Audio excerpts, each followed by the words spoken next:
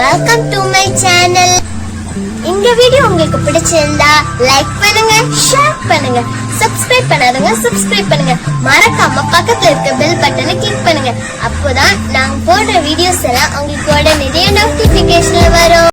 என்னோட channel subscribe பண்ணாதவங்க subscribe பண்ணிக்கோங்க, பக்கத்துல இருக்க பெல் பட்டனை கிளிக் பண்ணிக்கோங்க.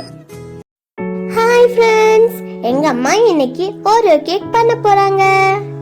எப்படி பண்றாங்கன்னு பாப்போமா? ஓகே, இந்த வீடியோ ஸ்கிப் பண்ணாம பாருங்க.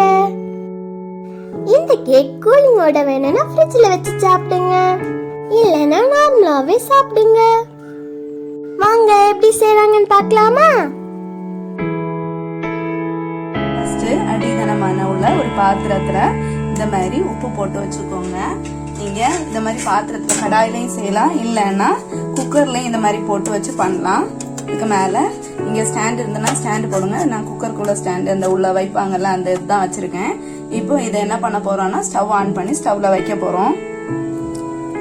ஸ்டவ்ல வச்சாச்சு. இப்போ ஒரு மூடி போட்டு அப்படியே மூடி வைக்க போறோம். லோ ஃப்ளேம்ல அப்படியே ப்ரீ ஹீட் பண்றதுக்காக அந்த மாதிரி வச்சிருக்க போறோம். இப்ப மூடி போட்டு அப்படியே மூடி வைக்க போறோம். அந்த டைம்ல ஓரியோ பிஸ்கட் எடுத்து எப்படி பவுடர் பண்ணி பண்ண போறோம்னு பாப்போம். ஓகேவா?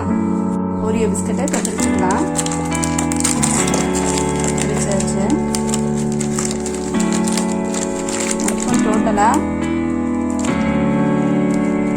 டோட்டலா 13 பிஸ்கட் இருக்கு ஒரு கவருக்குள்ள. இப்போ இதை என்ன பண்ண போறோம்னா உடைச்சு இந்த மாதிரி ஜார்ல மொத்தமா கிரீமோட சேர்த்து இந்த மாதிரி உடைச்சு போட்டு கிரைண்ட் பண்ண போறோம்.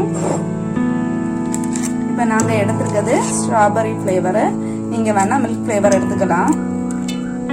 நம்ம ஓரியோல ஸ்ட்ராபெரி ஃபிளேவர் யூஸ் பண்றோம். உங்களுக்கு இந்த ஃபிளேவர் வேணா இது யூஸ் பண்ணிக்கோங்க. இது மாதிரி உடைச்சு எடுத்தாச்சு. நான் டோட்டலா 21 பிஸ்கட் எடுத்துக்கிறேன். இப்போ நம்ம பவுடர் பண்ணிட்டு வரலாம். இப்போ இந்த மாதிரி பவுடர் பண்ணி எடுத்தாச்சு. ரொம்ப நைஸா பவுடர் பண்ணியாச்சு. நாங்க 21 பிஸ்கட் எடுத்துருக்கனால 1/4 ஸ்பூனை விட கொஞ்சம் கூட அதிகமாகவே எடுத்துக்கிறோம். இப்போ இதை கிரைண்ட் பண்ணிட்டு வரலாம், அப்பதான் கரெக்டா மிக்ஸ் ஆகும். பேக்கிங் சோடா தான் இதில் சேர்த்துக்கிறோம். பேக்கிங் சோடா போட்டு இந்த மாதிரி ஒரு தடவை கிரைண்ட் பண்ணியாச்சு. மேக்ஸிமம் எல்லா வீட்லையுமே இருக்கும் பேக்கிங் சோடா. இந்த பாத்திரத்தில் இதை அப்படியே தட்டிக்கலாம்.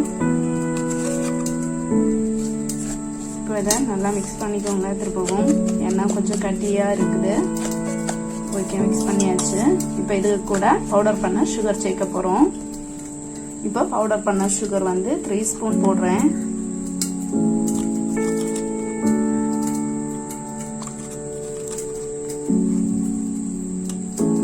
பிஸ்கட்ல ஏற்கனவே சுகர் இருக்கும், ஆனாலும் நம்ம டேஸ்ட்டுக்கு கொஞ்சம் சுகர் இருக்கணும், இல்லைன்னா கொஞ்சம் கசப்பு தன்மையா தான் இருக்கும். இப்போ இதை மிக்ஸ் பண்ணிக்கலாம்.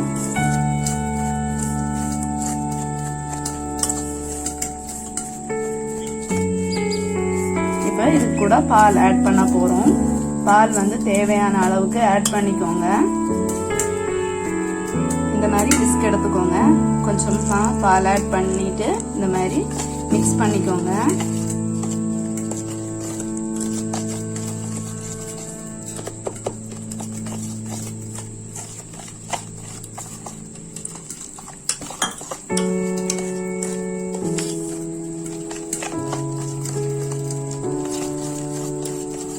எனக்கு 1/2 கப் பால் தான் தேவைப்பட்டிருக்கு இதுல. இப்போ இதுல இருக்க கட்டி எதுவும் இல்லாம நல்லா மிக்ஸ் பண்ணிக்கோங்க. இந்த அளவுக்கு கிளாஸி லுக் வர்ற வரைக்கும் நல்லா மிக்ஸ் பண்ணிக்கோங்க. ஒரு 2 மினிட்ஸ் இந்த மாதிரி மிக்ஸ் பண்ணீங்கன்னாலே வந்துடும்.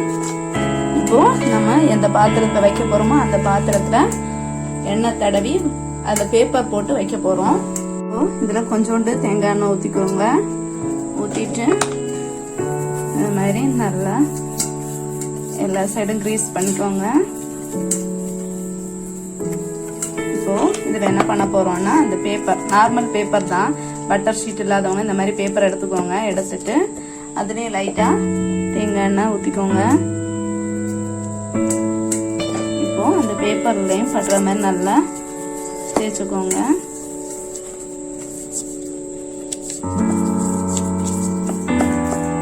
ஓகே, ஓகே, இப்போ இதுல தான் அந்த மிக்ஸ் பண்ணி வச்சிருக்கேன் ஓரியோ கேக் மிக்ஸை இதுல ஊத்த போறோம். இப்போ இதுல ஊத்திக்கலாம்.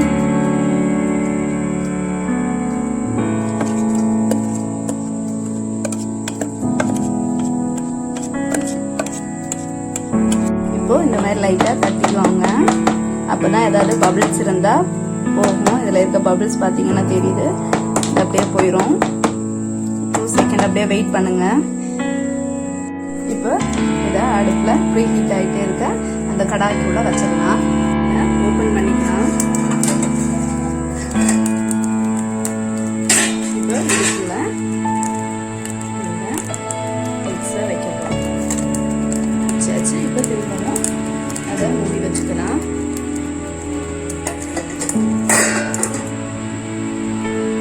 இப்போ ஓபன் பண்ணி பார்க்கலாம். ஓகே, இந்த மாதிரி ஒரு குச்சியை விட்டு இந்த மாதிரி பாருங்க. இதில் ஒட்டி இருந்துச்சுன்னா வேகலன்னு அர்த்தம். ஆனால் இதில் எதுவுமே ஒட்டல, அதனால வெந்திருக்கு. இப்போ அதை அப்படியே வெளியில் எடுத்து வைக்கலாம். இப்போ இதே சூடோட எடுத்தோம்னா பிஞ்சு வந்துடும். அதனால கொஞ்சம் ஆறட்டும். சைடெல்லாம் இடைவெளி விட்டு கொடுக்கும். அப்போ நம்ம தட்டி எடுக்கிறதுக்கு ஈஸியாக இருக்கும். அப்படி எடுக்கும்போது பார்க்கலாம். ஓகேவா? இப்போ ஆறியாச்சு. சைடெல்லாம் கொஞ்சம் இலகி இருக்கு. நம்ம கரெக்டா இலகுறது மாதிரி அதை கட் பண்ணி இது பண்ணுவோம்.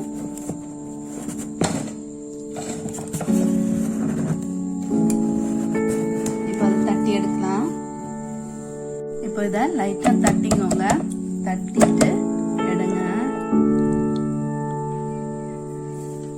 ஓகே, கேக் ரெடி வந்துருச்சு. இப்போ இந்த பேப்பரை மெதுவா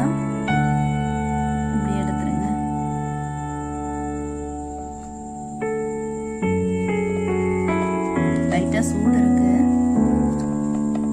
மேக்ஸிமம் ரொம்ப ஆற வச்சு நல்லா ஆறின பிறகு எடுக்கிறது நல்லது. நல்லா தான் வருது. ஓகே, நம்ம ஓரியோ கேக் ரெடி ஆயிடுச்சு. கண்டிப்பா செஞ்சு பாருங்க. பிடிச்சிருந்துன்னா லைக் பண்ணுங்க, ஷேர் பண்ணுங்க, சப்ஸ்கிரைப் பண்ணாதவங்க சப்ஸ்கிரைப் பண்ணுங்க. மறக்காம பக்கத்துல இருக்க பெல் பட்டனை கிளிக் பண்ணுங்க. அப்பதான் நாங்க போடுற வீடியோஸ் எல்லாம் உங்களுக்கு நிறைய நோட்டிபிகேஷன்ல வரும். Thank you friends. Bye.